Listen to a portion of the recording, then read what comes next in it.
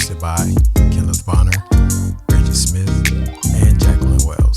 Welcome again to the When We Talk podcast. This is Kenneth Bonner, Reggie Smith, and Jackie Wells. So today we decided that it would be apropos for us to pay honor and respect to Dr. Martin Luther King Jr. in reverence of his birthday. So I want to start the show off by first quoting from his iconic I Have a Dream speech. I have a dream that my 4 little children will one day live in a nation where they will not be judged by the color of their skin, but by the contents of their character. I have a dream. I have a dream that one day in Alabama, with this vicious racist, with this governor having his lips dripping with the words of interposition and nullification, one day right there in Alabama, little black boys and little black girls will be able to join hands with little white boys and white girls as sisters and brothers. I have a dream today. I'm not going to read the entire speech because even reading that small snippet still to this day give me chills, especially from when I was young and coming up in school and being taught the legacy and all of the accomplishments of Dr. King. He was one of the most iconic and prolific leaders amongst us, still having been over 50 years ago. Some of the things that he's accomplished in his lifetime and the things that he's done in his life has made such an impact on generation and generations to come. And I just want to give a couple interesting facts outside of the I Have a Dream speech on some of the things that Dr. King has accomplished in his life. When he was young, he skipped 2 grades in high school. He started at Morehouse College at the young age of 15, being inspired by his father to pursue ministry because his father was a preacher. He delivered his I Have a Dream speech at the young age of 34. And because of his so many accomplishments, I believe now we celebrate Dr. King as a national holiday. So just given with all of those different things, and the list goes on and on about so many things that he's done throughout his life, how many lives he's impacted, the changes that we see today, even from his I Have a Dream speech is just outstanding. And it's sometimes you just really have no words to put to it. So why don't we just start off by just talking about how he has impacted you guys personally throughout your lives? For me personally, Dr. Martin Luther King has impacted my life in a way to realize that no matter what kind of opposition you face, no matter what reason you're facing the opposition, you don't always have to stoop to the level of other people, meaning that I don't have to always be a reactor in life. I can actually respond with a different reaction than what most people would expect.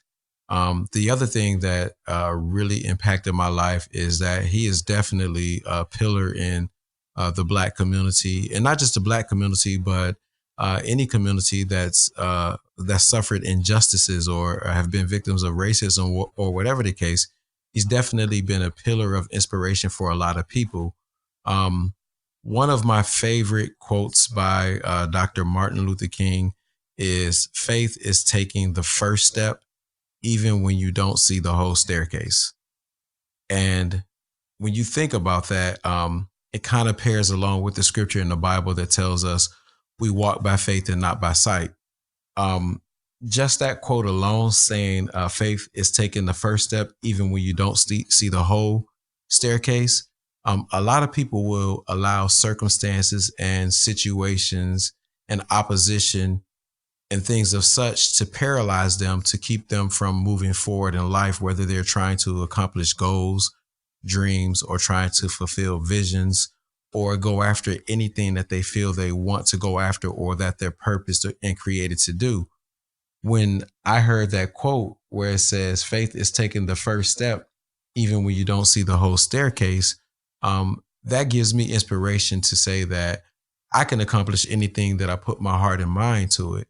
And, look at everything that Dr. King suffered. He went through a lot, in jail and uh, spit on, beat on, all kind of things he went through, but it did not stop him from pursuing what he felt that he was supposed to do. So for me, that those are two of my biggest moments or things that impacted me with Dr. Martin Luther King's life. For me, I think that as much as I've tried to cover him and read him and understand where he came from, I think one thing that I appreciated and I loved about him and is that in a time where we were not allowed to have a voice, he gave us the opportunity to have a voice.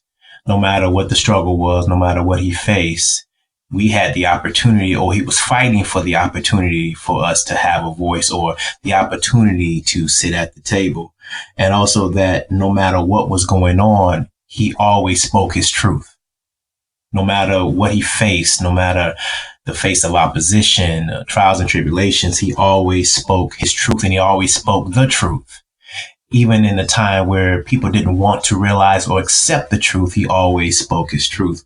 One of my quotes that he stated in the I Have a Dream speech was that we must forever conduct our struggle on the high plane of dignity and discipline. And I think that's something that we lose focus of and we lose sight of, especially when it's time for us to protest and to march. We don't conduct ourselves with dignity and discipline. And for him to say that, he was setting the tone that no matter how hard the struggle, no matter how deep the struggle is, that we should always operate out of not just professionalism, but dignity and discipline. And I believe that even if we operate from those two accords of dignity and discipline, then we can get a lot done. But he said forever. That means from here on out, every day in every situation, that we should always operate under that dignity and discipline. And I like that too, because when you think about operating out of dignity, you would think that we've come to that place even now, with the different things that's arising, with a lot of the different things that's been happening, even in the Black community. I still personally feel like during his time and during the civil rights movement back in the 30s and 40s and 50s, he still went through more than what we went through, and so for him to display that type of character and some of the different things that he faced and the things that he were up against shows his diligence for the cause. It shows that he was faithful to the purpose that he was pursuing and what he was trying to accomplish. And I think too, for us, to think about, how his life has impacted us as individuals and how we can be a much better impact to our community around us as well. Yeah, I agree. And one of his other quotes too that I like was when he said, "We must learn to live together as brothers or perish together as fools."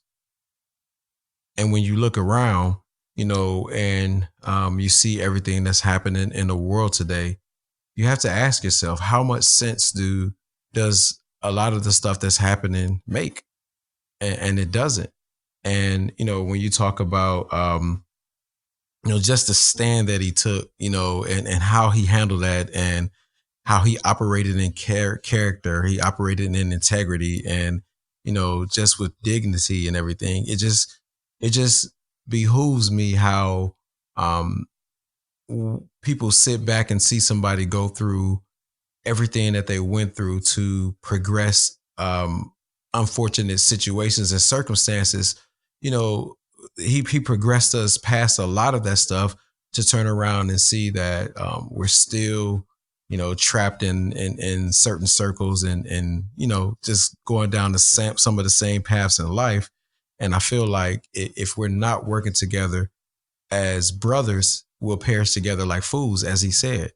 And so that's just something else that he said. And then the one last thing, and I'm pretty sure, Reggie, you probably have a comment about this, is he said, "The ultimate measure of a man is not where he stands in moments of comfort and convenience, but where he stands at times of challenge and controversy.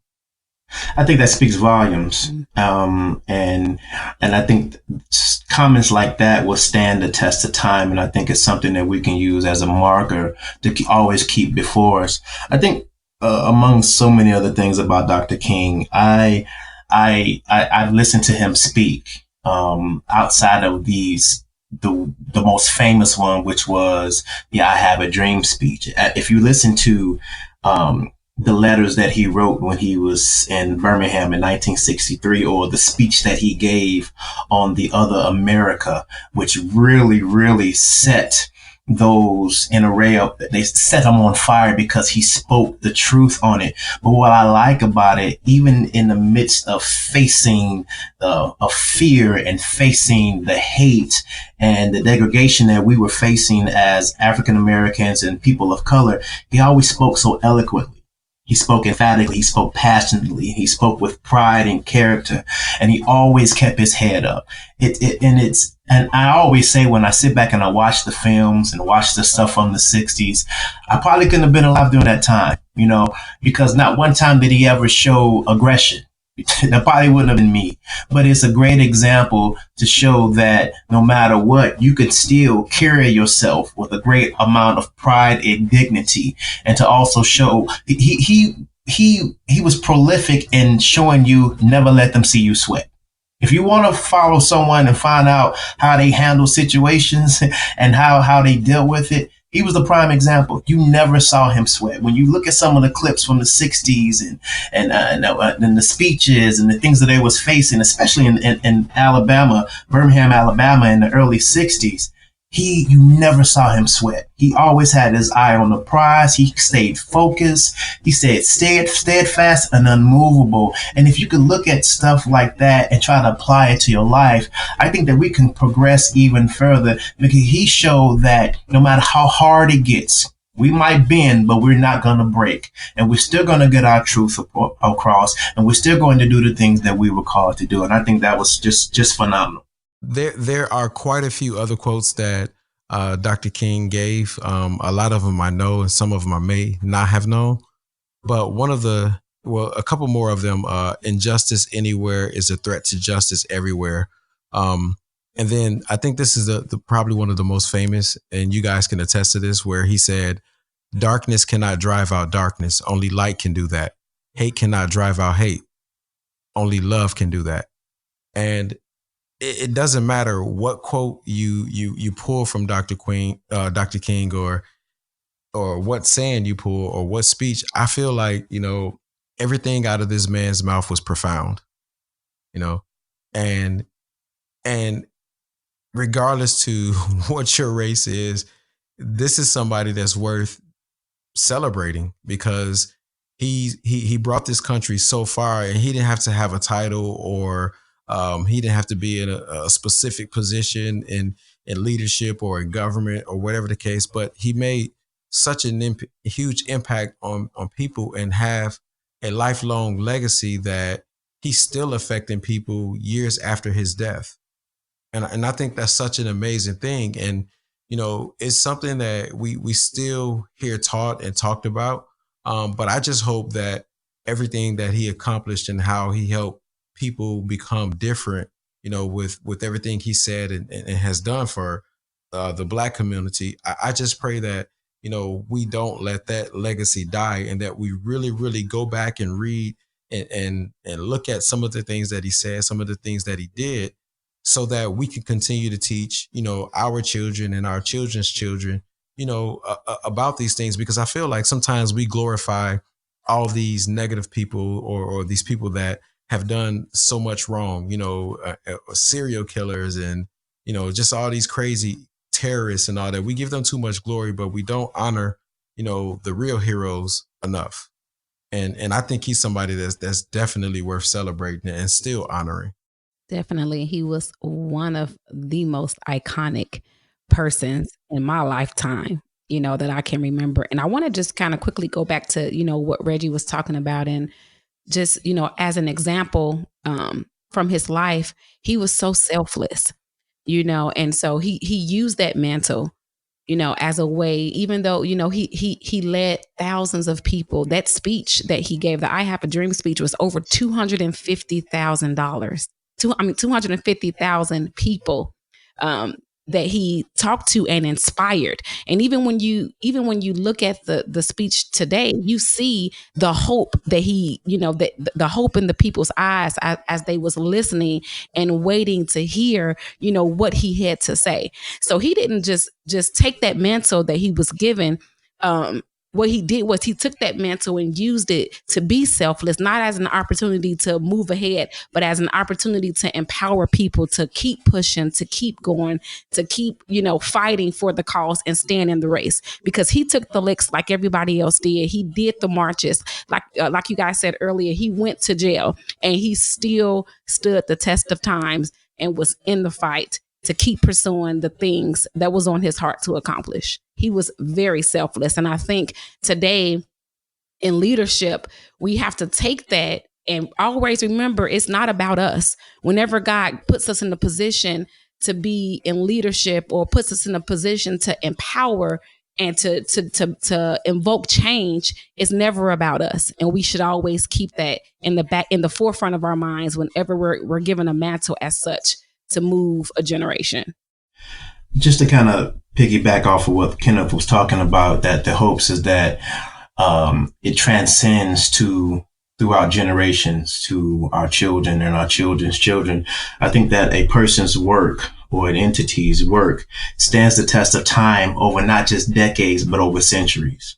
So in 2063, it'll be a century since a lot of this stuff took place. And the hope is that we don't look at Martin Luther King Day as just a day off, but a day to reflect on where we were and where we are now and where we could possibly go.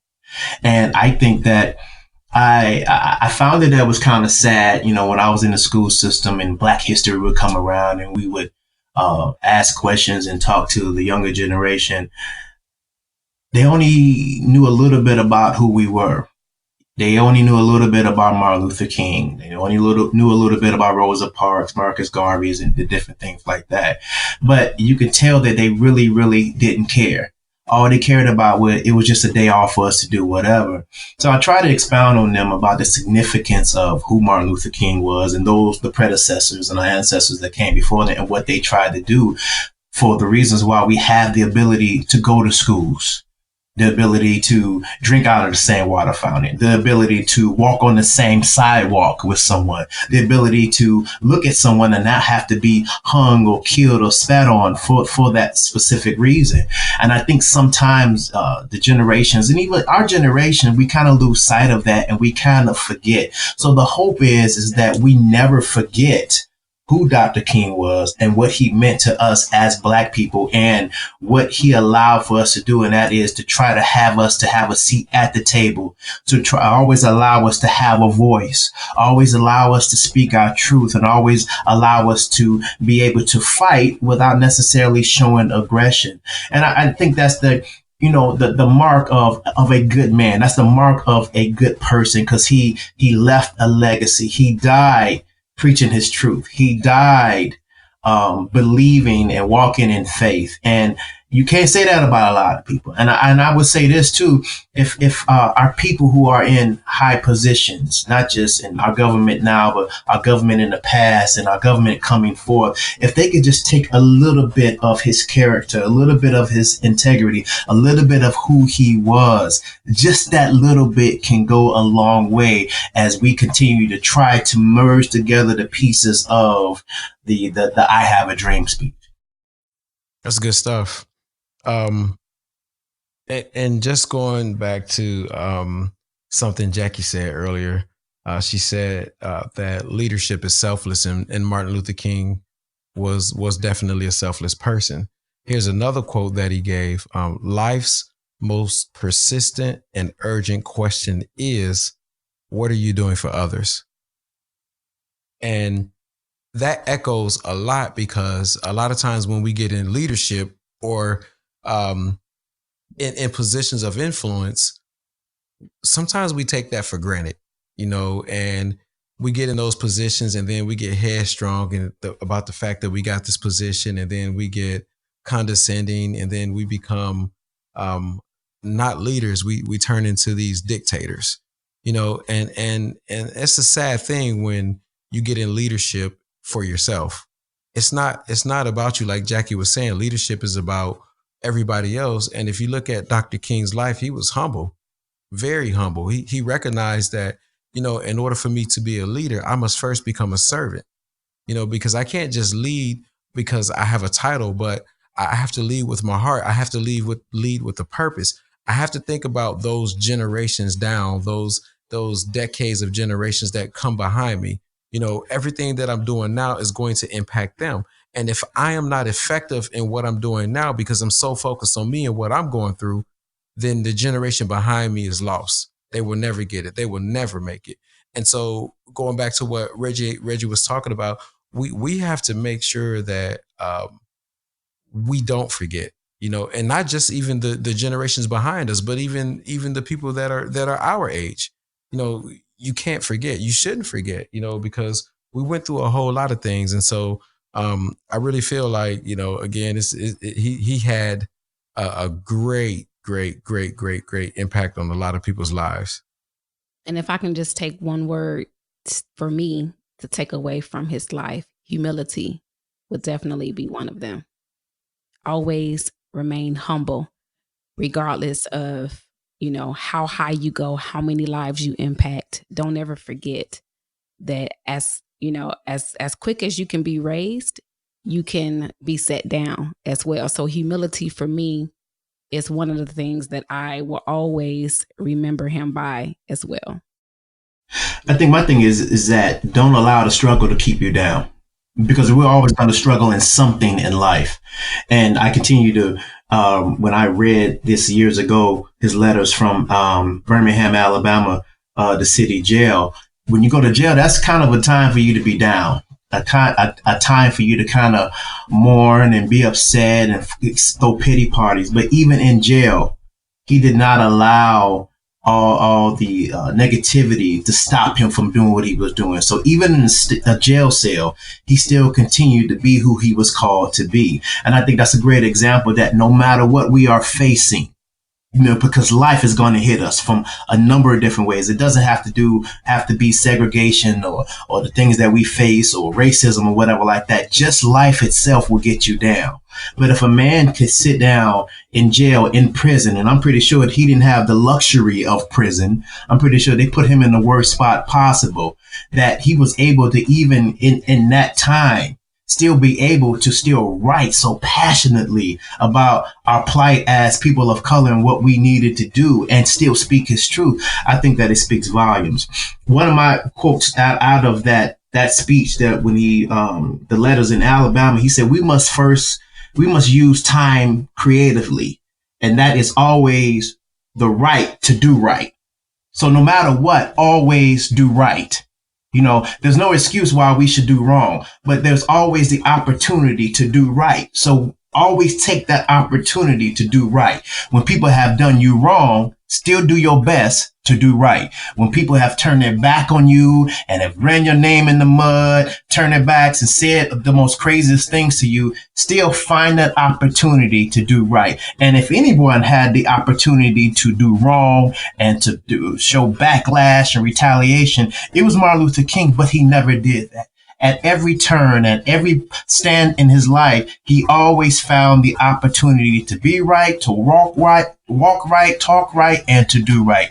And again, you keep hearing me say phenomenal. Just listening to that and seeing how he carried himself is just a true testament to the man that he was and what we are trying to be.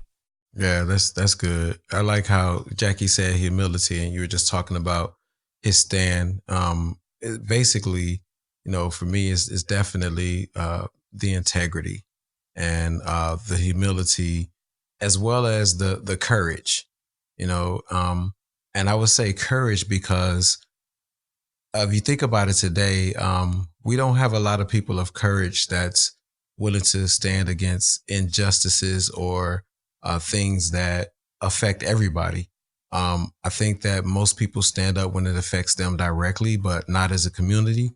There are some people out there that do. I can't say that we all don't, but I think that a lot of what's missing is courage. And Dr. King had a whole lot of courage, and that alone, um, with the humility and with the integrity, speaks volumes to me as a man. Period. Very much so. Wow. Wow, this is speechless, huh? Very speechless.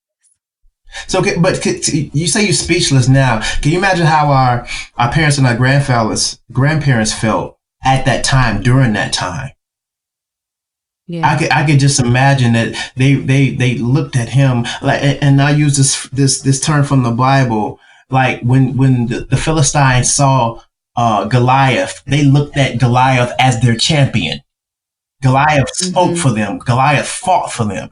Can you imagine the when I used to listen to my grandparents and my mother talk about Dr. King, the pride and the honor and the joy that lit up on their because he was their champion.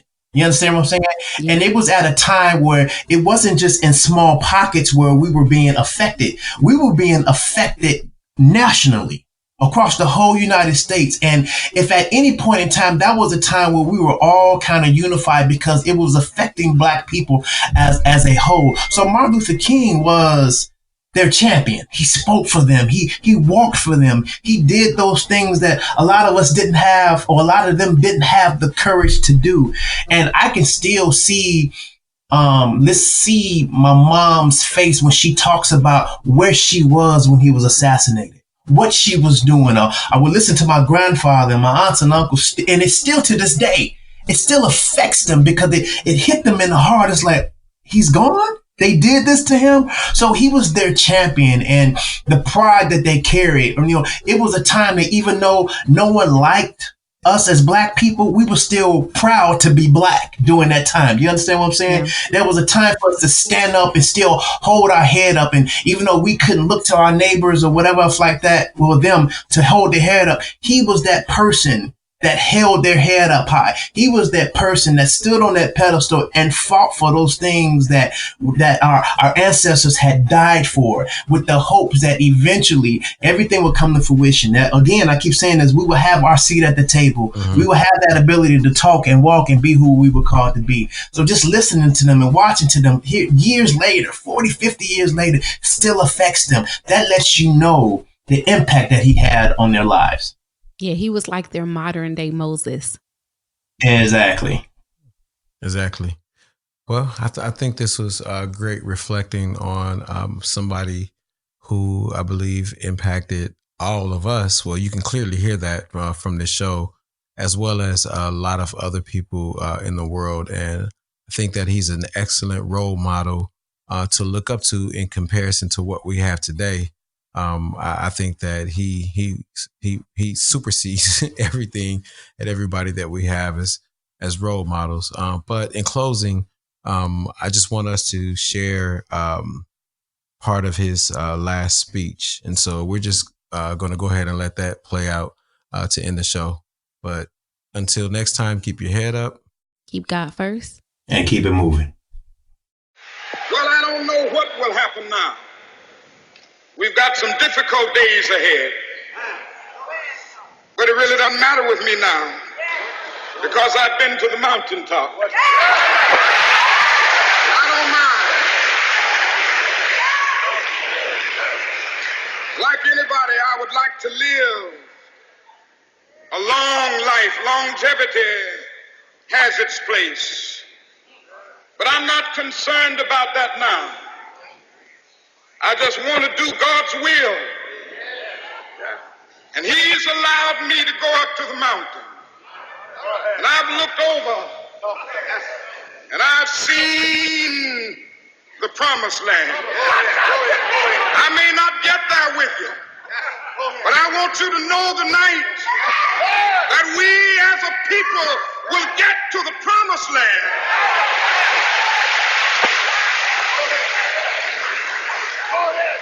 So I'm happy tonight. I'm not worried about anything. I'm not fearing any man Mine eyes have seen the glory